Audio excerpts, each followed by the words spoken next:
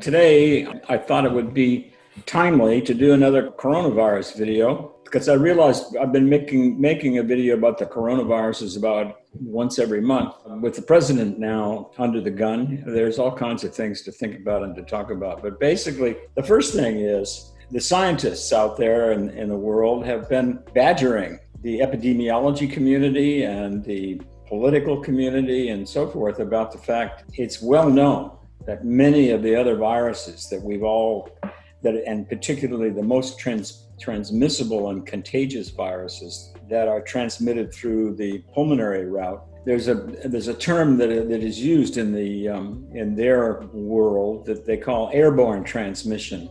For example, it's well known that smallpox, measles, German measles, rubella, chickenpox, all of those viral infections are very contagious. And one of the major reason they're very contagious is because an infected person talks and breathes, they can release very small viral particles into the room. And so the scientists talk about airborne transmission, and they say that the cutoff in terms of the size of the particles that don't drop to the ground, which has been used as which large droplets drop to the ground, that's the six foot or 2 yards or 2 meter social distancing rule that we've all been following. If there are particles that are smaller than 100 microns, which are so the very much smaller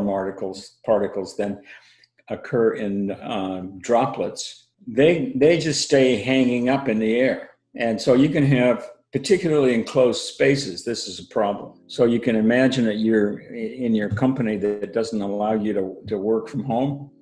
And so they have conferences, or maybe you work in the White House and you go to a conference room packed with 10 or 12 or more people, and the room is only really supposed to hold 6 people.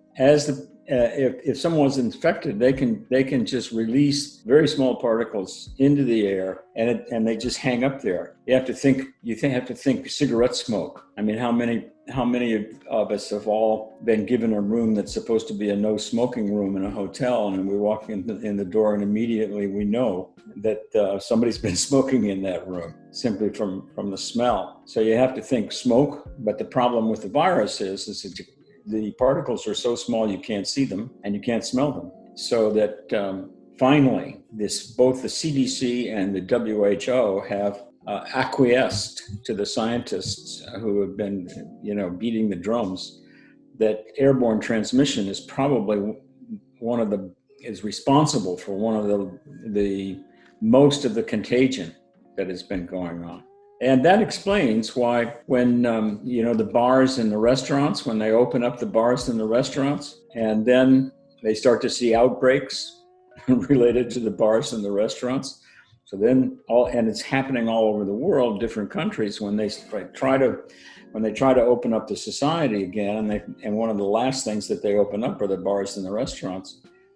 And then they have outbreaks again and so forth. And then they have to close the bars and the restaurants, going all over the place. I mean, that's what's going on in Paris right now and other places around the world.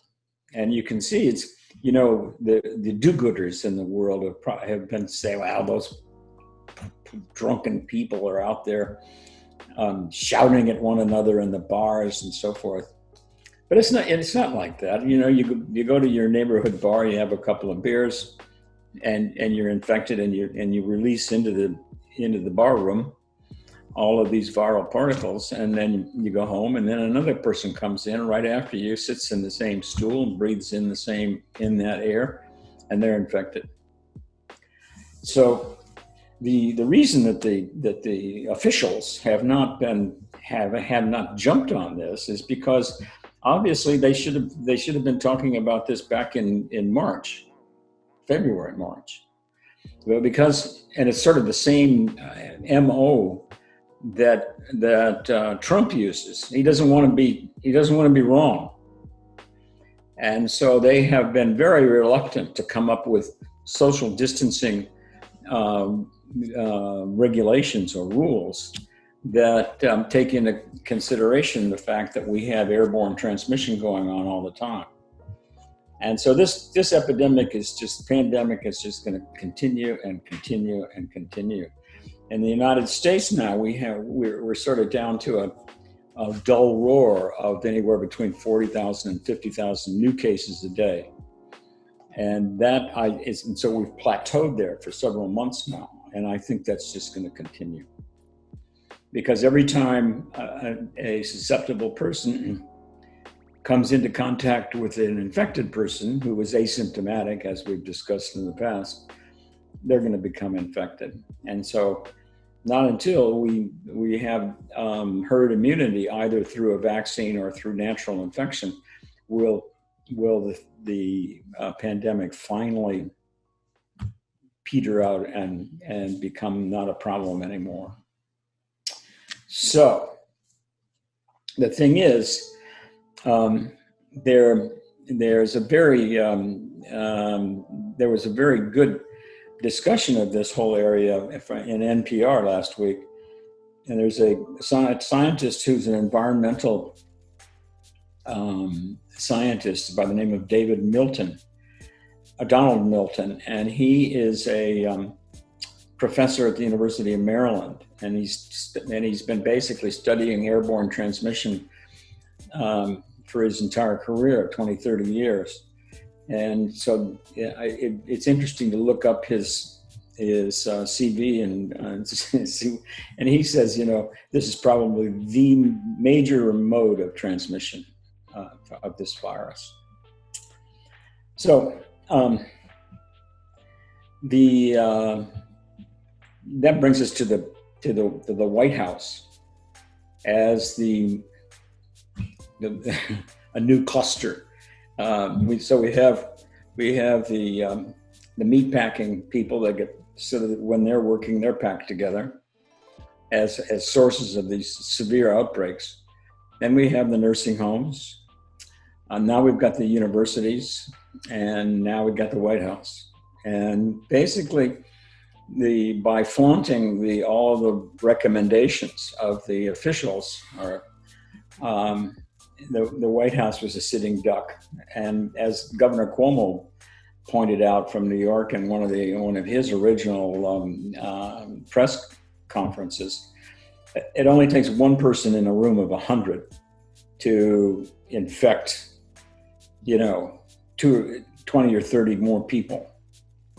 And so you see the clips on TV of the garden party that they had when they announced that they were going to nominate this new Supreme Court justice.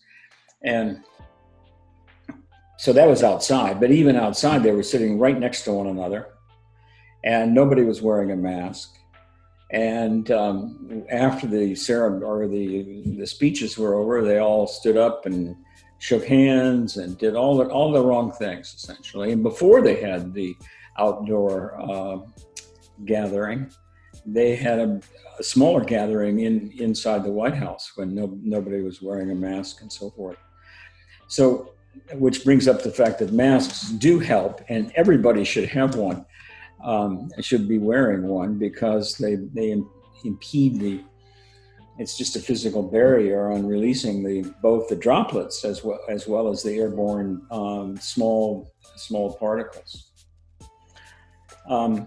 So I expect more and more people from that cluster of cases to come up into a few hundred people are going to become infected on that score. But I think that the White House will keep a lid on that and won't tell us who's active. They're not going to contact trace and so forth and so on.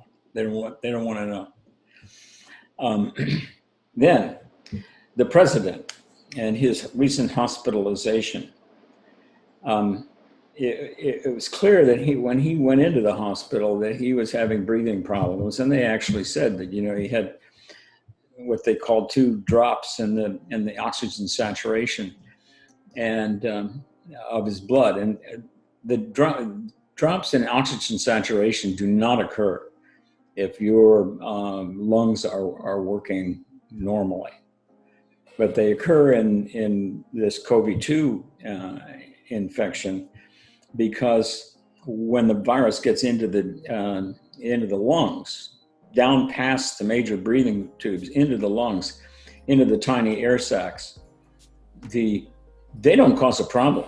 You don't get it. There's no symptoms. That's why asymptomatic people can spread the virus.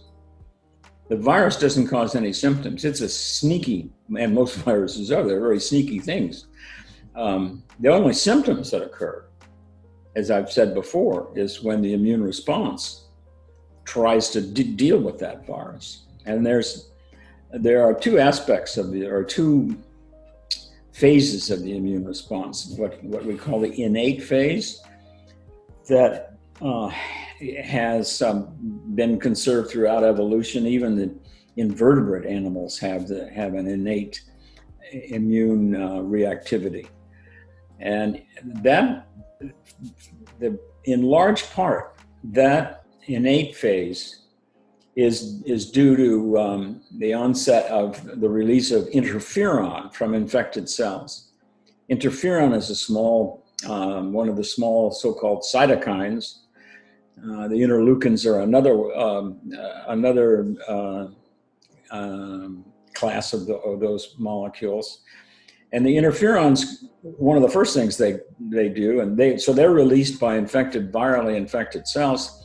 They circulate in the blood, and they cause fever. That's one of the first signs that there's something wrong. And along with the fever is the so-called malaise, the aches and pains, the muscle soreness that you feel an onset of something's going on. So when the president became, just about the same time that his test became positive, he started the onset of symptoms. And one of the major symptoms that alarmed the doctors when they sent him to the hospital was the fact that his oxygen saturation in his blood was going down. So and that's because the tiny little air sacs are filling up with fluid. So if there's fluid in the air sacs, you can't exchange gases, oxygen and CO2. So they treated him. They basically threw the kitchen sink at him, anything that they could get their hands on. So they started this drug first, the Remdesivir, which is supposed to be an antiviral and impede the replication of the virus, which reminds me to say that during this asymptomatic period, before the onset of the fever and malaise and so forth, the virus is replicating to very high copy number, to very high concentration, and not causing any symptoms whatsoever. It's only when interferon starts to be made that you start to have symptoms and you think something's wrong. Well, it turns out, these viruses have been around for billions of years, just like all the rest of life on the planet. And they have evolved and selected for ways to get around the immune reaction, particularly the innate immune reaction. And as the viruses I mentioned before, smallpox, measles, and chickenpox, and so forth, they all have genes that encode for gene products that block the interferon response. And so rather than having just a brief incubation or prodrome period where you're asymptomatic after you've been infected, in COVID-2, it goes on for like a week to 10 days to 2 weeks.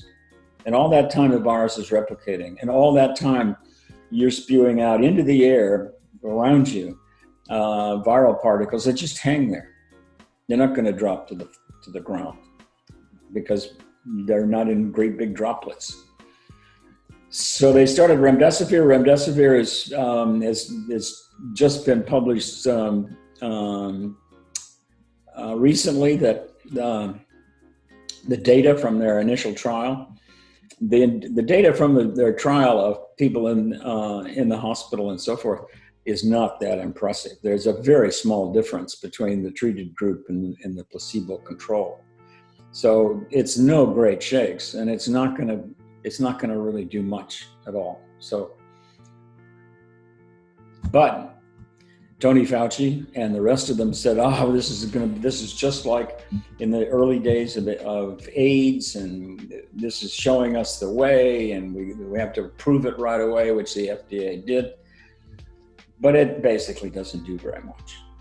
So now the other thing they treated the president with was a cocktail of monoclonal antibodies.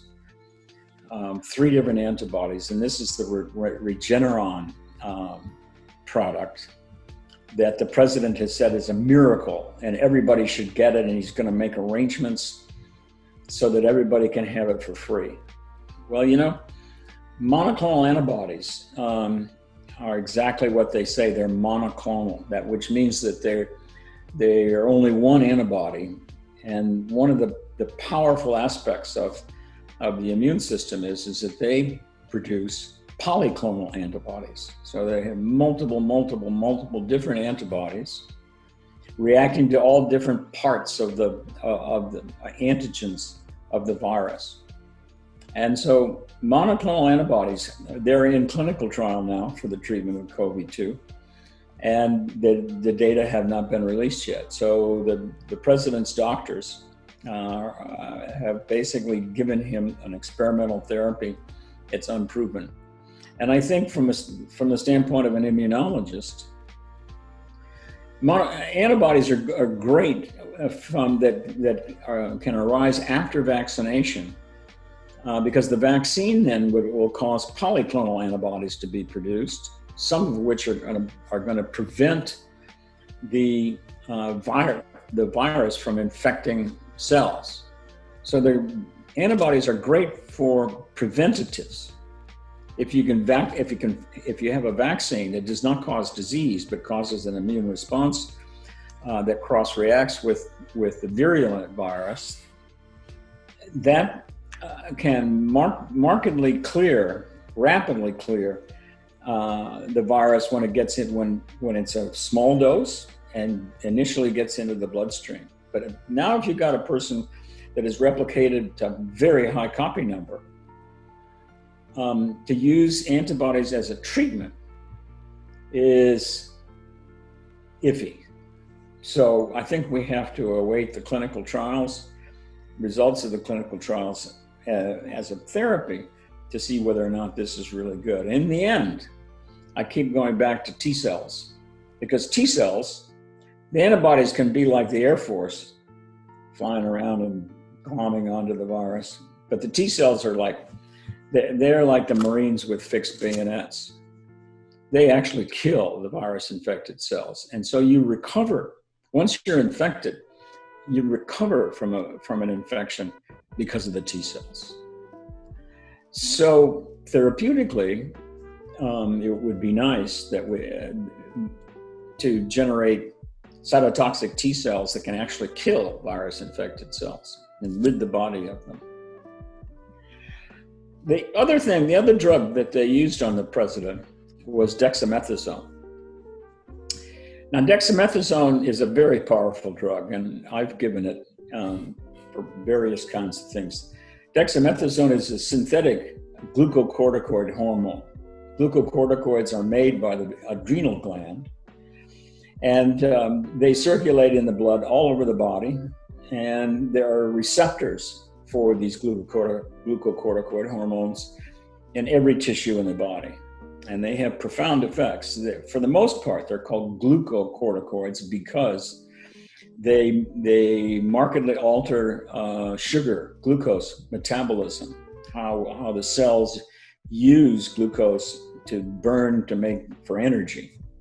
They also alter protein metabolism and fat metabolism. And so if you take glucocorticoids in the long term, meaning longer than a few weeks to a month or 2 or 3, you start to get effects on all over the body on glucose and fat and protein metabolism, and the body itself changes in its appearance, and you start to get deposition because you're not utilizing fat the way you should, so you start to get fat, and you get fat in the middle and you get what they call a buffalo hump, and you get your face sort of swells up, you get a moon facies. So we better watch the president, see if he gets a moon facies. So in the short term, though, they're very useful because they're anti-inflammatory and they're immunosuppressive. And we showed, my laboratory showed back in 1979 why they are anti-inflammatory and immunosuppressive. We published 2 papers just after we discovered and named the molecule that became interleukin-2. This glucocorticoids, dexamethasone, and prednisone and hydrocortisone, those are all glucocorticoid hormones. They stopped right in its tracks the ability of T cells to produce interleukin-2. And after we showed that, other investigators for the next decade showed just about every cytokine that the immune response uses to mobilize the forces to create an inflammatory reaction that is beneficial to the host, those are markedly attenuated and dropped. So which is one of the reasons that I've recommended in this particular disease that glucocorticoids should be used, but later on, when the cytokines are wreaking havoc and causing major damage in the lungs and transudation of inflammatory fluid into the tiny air sacs and so forth. There was a study that the British did that came out about a month ago now, where they had people in the hospital, and these severely sick people that were already on ventilators, they showed them a marked beneficial effect. 1/3 of the patients got better and were taken off the ventilators and could leave the hospital that received dexamethasone. However, earlier patients didn't really benefit all that much, and so that's what has dictated the recommendations by the doctors nowadays, that you shouldn't use the dexamethasone early on in the process, because you need your immune response to ultimately overcome and stop the virus from replicating. And so it's a timing thing that's very, very important. That it looks like it's better off in the later stages of the infection, particularly when people take a turn for the worse. Now, in the early phase, and really should be given in the asymptomatic phase, is interferon. Because of the fact that the virus blocks the ability to make interferon, it stands to reason if you administered interferon, that would make things better. And there was just an article that just came out of the New England Journal of Medicine from the Saudi Arabian doctors that used it for MERS, and they found a beneficial effect of the interferon. And I've been saying in various videos on coronavirus that yes, that's what they should be doing. So it's taken 6 or 8 months for now and so all these people have been dying all this time. I told you so. Now, back to the steroids, though.